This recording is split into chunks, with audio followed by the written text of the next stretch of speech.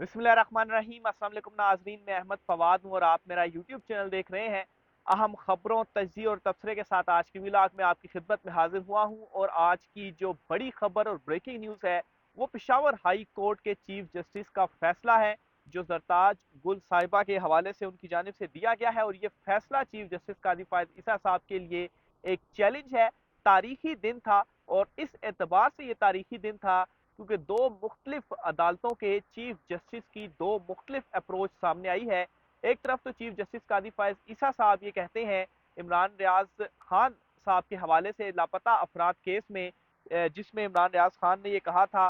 कि अगर chief justice उनको बुलाते हैं इस केस में तो वो आने को तैयार हैं और अपना जो बयान है वो दे सकते हैं, लेकिन उनको जो सिक्योरिटी है वो चाहिए होगी। जब अदालत को सुप्रीम कोर्ट ऑफ पाकिस्तान के सामने चीफ जस्टिस कादी फायद ईसा के सामने ये मुद्दा रखा गया तो उन्होंने कहा कि क्या इमरान रियाज खान को बुलाने के लिए हम रेड कारपेट बिछाएं, उन्होंने आना है तो वो खुद ही आ जाएं और अपना जो बयान है वो दें। और फिर उन्होंने ये भी कहा था कि सिक्योरिटी वो किस तरह से किसी को प्रोवाइड कर सकते हैं, क्या उनके पास कोई फौज है जो वो सिक्योरिटी प्रोवाइड कर दें। लेकिन दूसरी तरफ chief justice Peshawar high court भी हैं जिन्होंने सरताज गुल साहिबा के हवाले से क्या रिमार्क्स दिए। उन्होंने कहा कि मेरी बेटी केपी में कोई पुलिस आपको हाथ तक नहीं लगा सकेगी, नहीं लगा सकती। ये पेशावर हाई कोर्ट है, ये मेरी अदालत है और ये मेरा फैसला है। किसी ने हाथ तक लगाया तो मैं जानूं और पुलिस जाने। ये पेशावर हाई कोर्ट के चीफ जस्टिस मोहम्मद इब्राहिम जो हैं उनकी जानिब से ये अहम तरीन रिमार्क्स दिए गए। अब उनके पास भी तो कोई फौज नहीं है। और यहाँ पर मैं ये चीज़ भी क्लियर करता चलूँ कि इमरान रियाज खान साहब ने जो सुप्रीम कोर्ट ऑफ पाकिस्तान के सामने ये मुतालबा रखा था कि उनको सिक्योरिटी दी जाए, और इसी पर चीफ जस्टिस कादी फायसा साहब ने ये जो रिमार्क्स दिए थे कि वो वैसे भी बाहर इधर उधर घूम फिर रहे होते हैं तो क्या उनके पास कोई सिक्योरिटी होती है, यहाँ पर बयान देने के लिए उनको क्या मतलब सिक्योरिटी प्रोवाइड की जाए। तो असल में इमरान रियाज खान साहब का कहने का मतलब इस एतबार से नहीं था कि वो सुप्रीम कोर्ट आएंगे और पेशी के लिए उनको सिक्योरिटी दी जाएगी।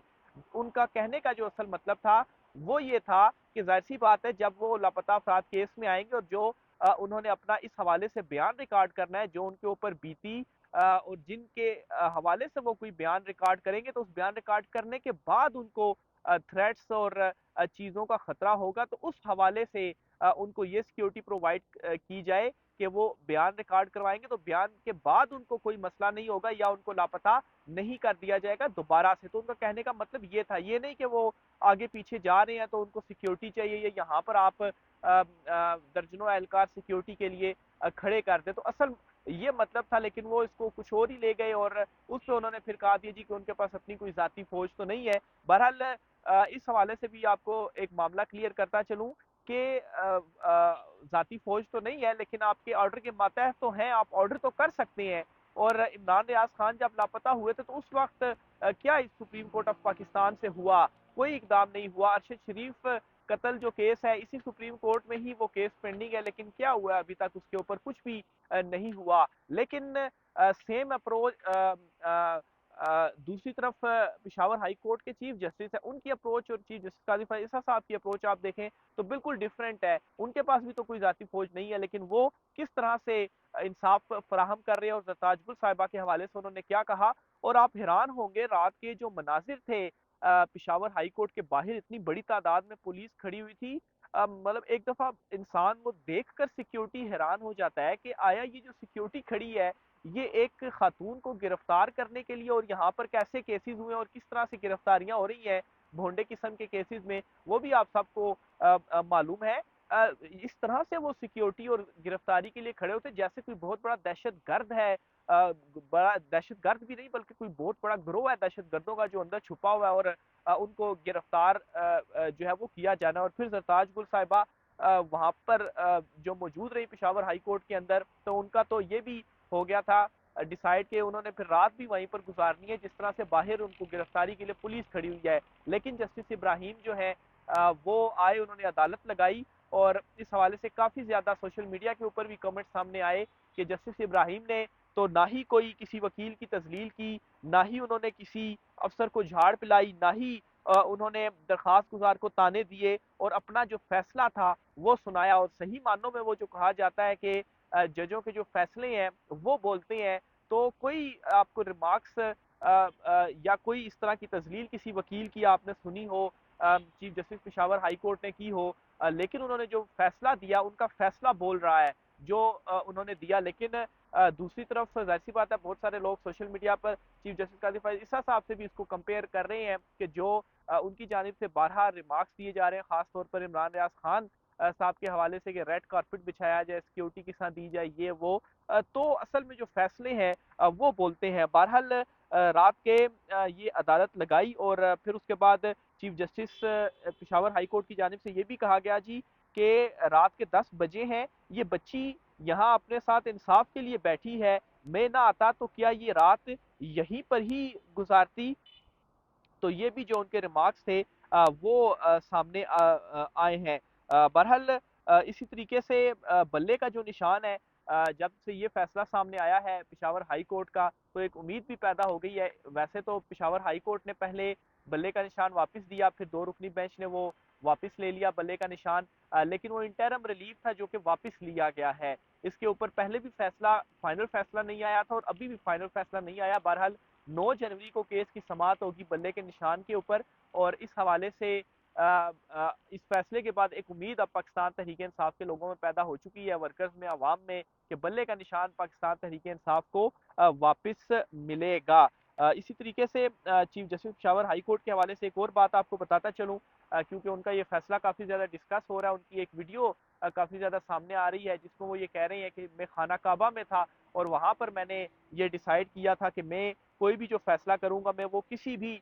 प्रेशर में या कोई प्रेशर लेकर मैं फैसला नहीं करूंगा, इंसाफ पर मबनी वो जो फैसला होगा मेरे होंगे और इस तरह से मैं फैसला करूंगा। और पिशावर हाई कोर्ट के हवाले से ये भी कहा जा रहा है कि चीफ जस्टिस साहब ने किसी को ये भी मशवरा नहीं दिया, जिस तरह से अदालतों की जानिब से गालबन इस्लामाबाद हाई कोर्ट के जज साहब के एक ये रिमार्क सामने आए थे कि प्रेस कॉन्फ्रेंस के हवाले से कि प्रेस कॉन्फ्रेंस हो जाती है फिर उसके बाद सब चीज़ें जो है वो ठीक हो जाती हैं। तो बहरहाल कोई ऐसा मशवरा भी नहीं दिया गया chief justice Peshawar high court की जानिब से, और उन्होंने फिर मेक श्योर भी किया कि जरताज गुल की जो गिरफ्तारी है वो ना हो, और इस तरह से मेक श्योर किया कि जो उन्होंने फैसला दिया, और यहाँ तक उनकी जानिब से कहा गया कि अगर मसले का हल, और ये दौरान समाज जो है वो उनकी जानिब से एडवोकेट जनरल से ये कहा गया कि अगर आप मसले का हल नहीं निकाल सकते तो फिर हम दोनों को मुस्ताफ़ी हो जाना चाहिए। तो ये मेरे ख्याल से इनडायरेक्ट पैगाम भी इसको कहा जा सकता है। बाकी जजिस के हवाले से भी या जिस तरह से कंपेयर किया जा रहा है या कुछ चीज़ों को कंपेयर करके मैंने आपके सामने रखा चीफ जस्टिस काजी फायज ईसा और जस्टिस इब्राहिम साहब के दरमियान, कि अगर आप मसले का हल नहीं निकाल सकते और जो अदालतों के अपने फैसलों के ऊपर इम्प्लीमेंट नहीं वो करवा सकती तो फिर क्या फ़ायदा, फिर आप इस्तीफ़ा दें और फिर आप घर जाएं। इसी तरीके से एक और बड़ी अहम तहरीर है, मज़े की तहरीर है, मैं आपके सामने रखना चाहता हूँ। वसीम मलिक साहब ने जो कल लापता, क्योंकि कल का दिन तारीखी ऐसे था कि लापता अफराद यहाँ पर था, मेरे पीछे मौजूद सुप्रीम कोर्ट की बिल्डिंग में चीफ जस्टिस काजी फायज ईसा की सरबराही में हो रहा था, और कल रात गए justice Ibrahim, chief justice Peshawar high court ने वो जरताज गुल साहिबा वाले केस की समाअत की। अच्छा, इस तहरीर में वो लिखते हैं जी, तहरीक इंसाफ के लापता अफराद का केस नहीं सुनूंगा चीफ जस्टिस काजी फायज ईसा। खबर यह है बैरिस्टर एतजाज एहसन ने सहाफ़ियों, तहरीक इंसाफ के सियासी वर्कर और रहनुमाओं की जबरी गुमशुदगियों और गैर कानूनी गिरफ्तारियों और सियासी जमात तब्दील करने के दबाव के खिलाफ और दीगर लापता अफराद के लिए सुप्रीम कोर्ट में दरखास्त दायर की, जो कि बाकी 3 लापता अफराद के लिए दायर की गई दरखास्तों के साथ सुनी गई। कल भी समाअत हुई और परसों भी, और फिर कल भी समाअत हुई। जब दूसरी समाअत के इख्तिताम पर चीफ जस्टिस ने एतजाज एहसन से मुखातिब होकर ऑब्जर्वेशन दी कि एतजाज साहब आपको बता रहे हैं कि आपकी दरखास्त में तहरीक इंसाफ के सियासी वर्कर और रहनुमाओं की जबरी गुमशुदगी और गैर कानूनी गिरफ्तारी और सियासी जमात तब्दील करने के दबाव के मामले को नहीं सुनेंगे, सिर्फ लापता अफराद की हद तक हम जो केस हैं वो सुनेंगे। तो ये चीफ जस्टिस काजी फायज ईसा साहब जो है जो लापता अफराद है उसमें पाकिस्तान तहरीक इंसाफ के लापता लोगों के हवाले से जबरी गुमशुदगियों या जबरी तौर पर प्रेस कॉन्फ्रेंसों के हवाले से ये उनकी ऑब्जर्वेशन है। एतजाज साहब ने कहा ये मफाद आमा का केस है, उन्होंने नया मैकेनिज्म बना लिया है लोगों को गायब करने का, गैर कानूनी हिरासत में रखा जाता है, जमात तब्दील करवाई जाती है, ये किसी सियासी जमात या इनफरादी लोगों का केस नहीं, ये एक गैर कानूनी मैकेनिज्म के खिलाफ है। चीफ जस्टिस बोले आपकी दरखास्त उन लोगों के बारे में है जो वापस आ चुके, जब कोई शख्स वापस आ चुका तो हमारा काम यहाँ ख़त्म हो गया। सिर्फ लापता अफराद की हद तक ये सुनेंगे। अगर आप अपनी दरख्वास्त का वो हिस्सा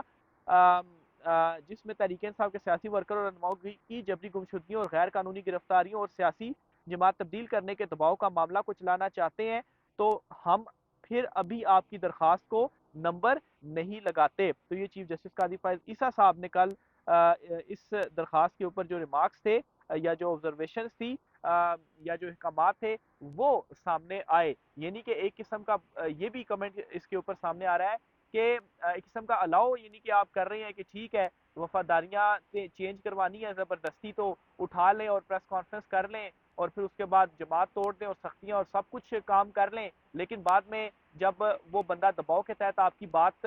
मान लेता तो फिर जाहिर सी बात है प्रेस कॉन्फ्रेंस के बाद आपने उसको छोड़ दिया, तो अब उसको आपने छोड़ दिया तो इस वजह से ये अदालत वो वाला फिर केस नहीं सुनेगी क्योंकि अब वो मामला हल हो गया है। लेकिन अभी भी बहुत सारे ऐसे लोग हैं जो कि पाकिस्तान तहरीक इंसाफ के कारकुन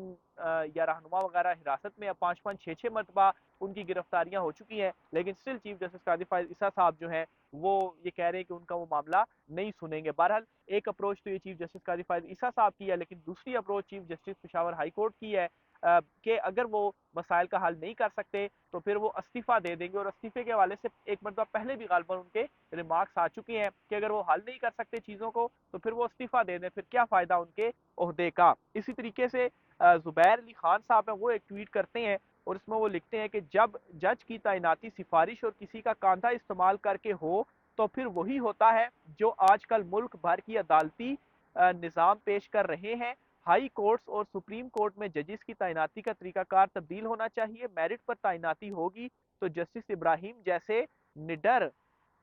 जज सामने आएंगे जो किसी सिफारिश या तहरीक की में मुतहरिक वकील होने की वजह से जो है वो बगैर इम्तिहान पास करके सेशन जज बने और आज चीफ जस्टिस के अहदे पर फाइज हैं। तो ये बड़ी सख्त किस्म की जो ट्वीट है वो जुबैर अली खान की जानिब से की गई, खासतौर पर जब ये रात के सरताज गुल साहिबा वाला जो मामला है वो सामने आया। इसी तरीके से एक और बड़ी खबर है, आम खबर है, वो भी आपके साथ शेयर करता चलूँ जो कागजात नामजदगी मंजूर होने के हवाले से है। आज भी बहुत सारे पाकिस्तान तहरीक इंसाफ के रहनुमाओं के कागजात नामजदगी अदालतों से उन्होंने मंजूर कर लिया है जो रिटर्निंग अफसरान ने मुस्तरद किए थे।